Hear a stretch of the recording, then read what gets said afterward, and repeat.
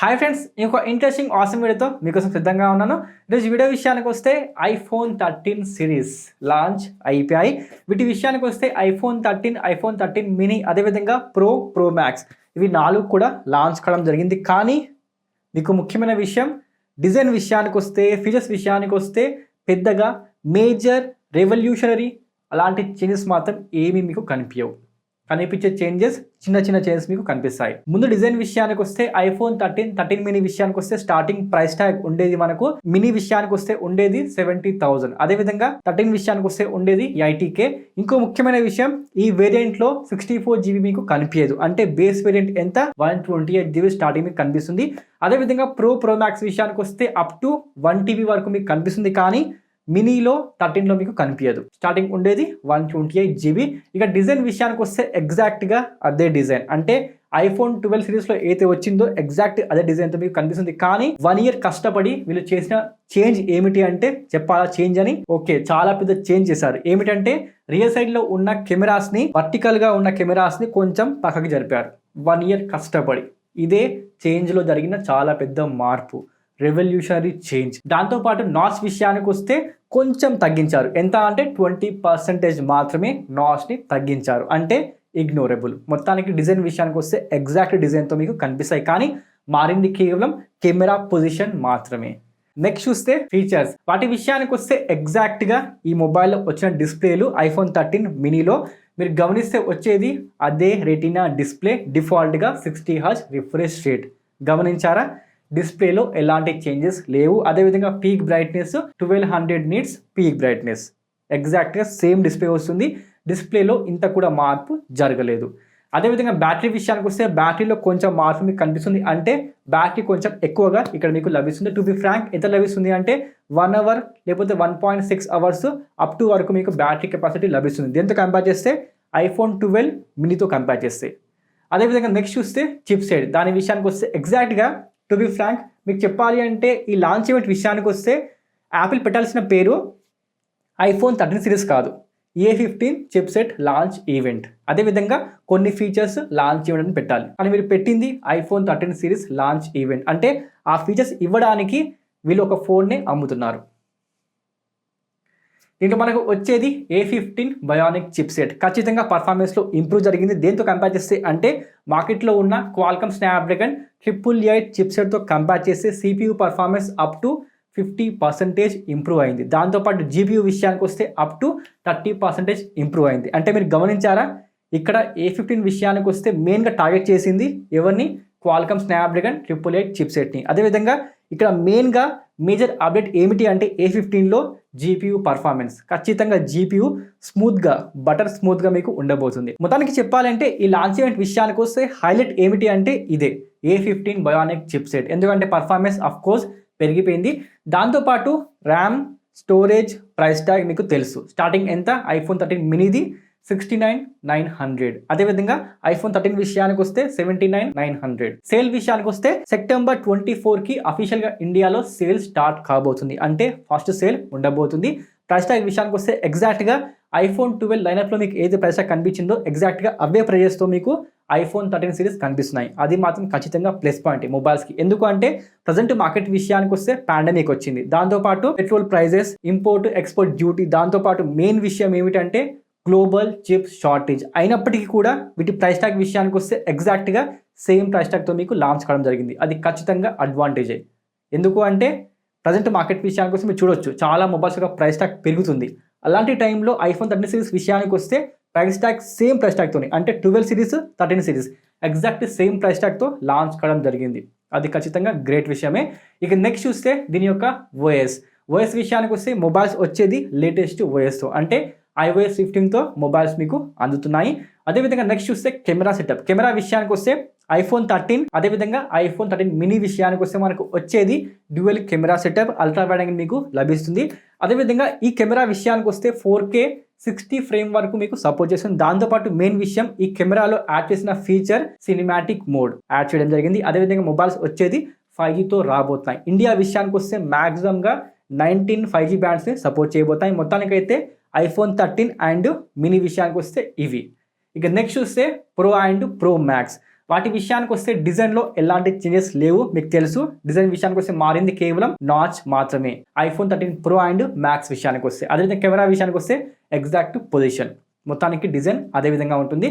అదేవిధంగా మీ డిస్ప్లే విషయానికి వస్తే ఈ డిస్ప్లే అంటే ప్రో మ్యాక్స్ విషయానికి వస్తే మనకు వచ్చేది పూర్తిగా అడాప్టివ్ డిస్ప్లే, అది కూడా 120 హెర్ట్జ్ రిఫ్రెష్ రేట్ ని ఆఫర్ చేయబోతున్నాయి. కానీ వచ్చేది ఎల్టీపీఓ డిస్ప్లే కాదు, ఓఎల్ఈడి డిస్ప్లే అంటే రెటినా డిస్ప్లే మీకు లభిస్తుంది. కానీ ఏమని వచ్చింది రూమర్, ఐఫోన్ 13 సిరీస్లో వచ్చేది ఎల్టీపీఓ డిస్ప్లే అని చెప్పారు, కానీ అది కాదు. అది ఖచ్చితంగా వచ్చేది ఐఫోన్ 14లో. అంటే హైలైట్ కాబోతుంది ఎవరు, iPhone 14 series with punch hole display.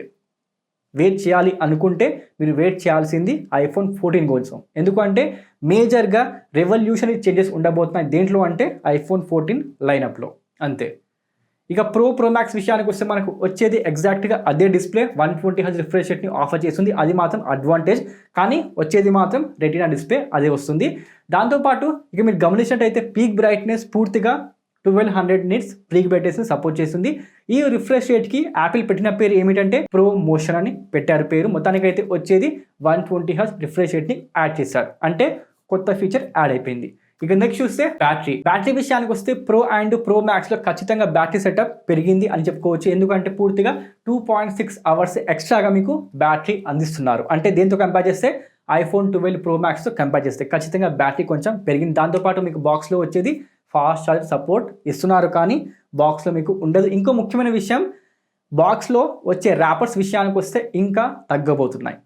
అర్థమవుతుందా, అంటే ఎన్విరాన్మెంట్ కాపాడుకోబోతున్నారు అనమాట. మొత్తానికైతే ర్యాపర్స్ కూడా తగ్గిస్తున్నారు బాక్స్ విషయానికి వస్తే.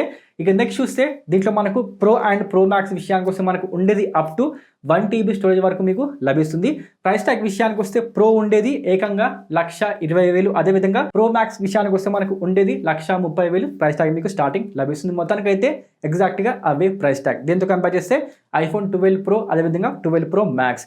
ఇక నెక్స్ట్ చూస్తే చిప్సెట్ విషయానికి వస్తే ఇక్కడ హైలైట్ జరిగింది ఏమిటి అంటే A15 విషయానికి వస్తే ప్రోలో మనకు వచ్చేది పూర్తిగా జీపీయూ విషయానికి వస్తే 4 కోర్ జీపీయూ, అదేవిధంగా ప్రో మ్యాక్స్ విషయానికి వస్తే వచ్చేది పూర్తిగా 5 కోర్ జీపీతో మీకు రాబోతున్నాయి. అంటే జీపీయూ పర్ఫార్మెన్స్ ప్రో మ్యాక్స్లో చాలా అంటే చాలా ఇంప్రూవ్ అయింది. ఖచ్చితంగా అది మాత్రం నోటీస్ చేయాల్సిన ఇన్ఫర్మేషన్.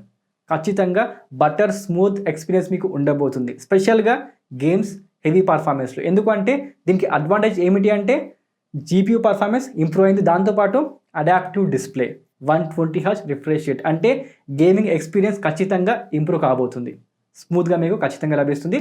మొత్తానికైతే జీపీయూ అదేవిధంగా సిపి పర్ఫార్మెన్స్ విషయానికి వస్తే పీక్లో ఉండేది ఎక్కడ అంటే ప్రో మ్యాక్స్లో, పూర్తిగా 5 కోర్ జీపీయూతోని, గ్రేట్ అది. ఇక నెక్స్ట్ చూస్తే వీటి యొక్క ఓఎస్ విషయానికి వస్తే అఫ్ కోర్స్ ఈ మొత్తం లైనప్లో మీకు కనిపించేది iOS 15 ఓఎస్ మీకు కనిపిస్తుంది. మొత్తానికి అయితే వచ్చేది లేటెస్ట్ ఓఎస్. దాంతోపాటు మిగిలిన ఫోన్స్లో కూడా మనకు తొందరలో ఐఫోన్ 15 రాబోతుంది.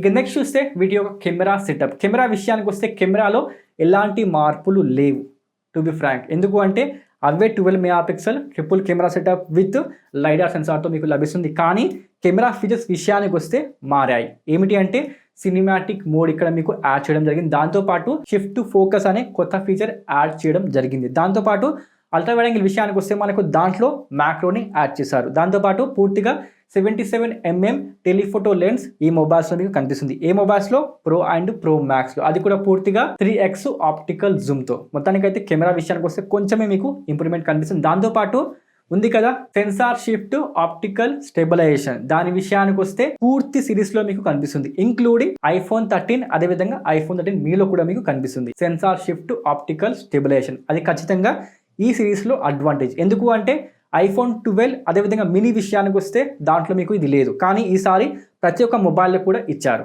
గ్రేట్ విషయం. కానీ లాస్ట్ టైం విషయానికి వస్తే కేవలం వచ్చింది ప్రో అండ్ ప్రో మ్యాక్స్లో వచ్చింది, ఈసారి ప్రతి ఒక్క మొబైల్లో కూడా మీకు లభిస్తుంది, ఖచ్చితంగా అడ్వాంటేజ్. దాంతోపాటు షిఫ్ట్ ఫోకస్ యాడ్ చేయడం జరిగింది, దాంతోపాటు మెయిన్గా సినిమాటిక్ మోడ్. ఇంకో ముఖ్యమైన విషయం 3x ఆప్టికల్ జూమ్. దేని విషయానికి వస్తే ప్రో అండ్ ప్రో మ్యాక్స్లో మాత్రమే ఈ ఫీచర్స్ మీకు కనిపిస్తాయి. దాంతోపాటు లో లైట్ కెమెరా విషయానికి వస్తే 3 కెమెరాస్ కూడా మీకు సపోర్ట్ చేయబోతున్నాయి అనమాట, గ్రేట్ విషయం. మొత్తానికైతే మేజర్గా వావ్ ఫ్యాక్టర్ మాత్రం ఈ మొబైల్స్ మీకు కనిపించదు. అంటే ఏదో రెవల్యూషనరీ డిజైన్ మాత్రం ఎలాంటి చేంజెస్ లేవు, ఫీచర్స్లో అయినా అదేవిధంగా డిజైన్లో అయినా మారింది కేవలం చిన్న చేంజెస్ మాత్రమే. నాచ్ ఒకటి మారింది, మినీ విషయానికి వస్తే కెమెరా మార్చారు, పొజిషన్ మాత్రమే. అదేవిధంగా కొన్ని ఫీచర్స్ ఎన్ని 3 ఫీచర్స్ మాత్రమే యాడ్ చేయడం జరిగింది. కెమెరా విషయానికి వస్తే దాంతోపాటు చిప్ సెట్ దాని విషయానికి వస్తే ఎగ్జాక్ట్గా మారిపోయింది. ఓఎస్ విషయానికి వస్తే అఫ్ కోర్స్ కొత్త ఓఎస్ మీకు ఎలాగో లభిస్తుంది కాబట్టి ఈ మొబైల్స్లో కూడా మీకు లభించేది కొత్త ఓఎస్. మొత్తానికైతే ఈ సిరీస్ విషయానికి వస్తే ఇంతే.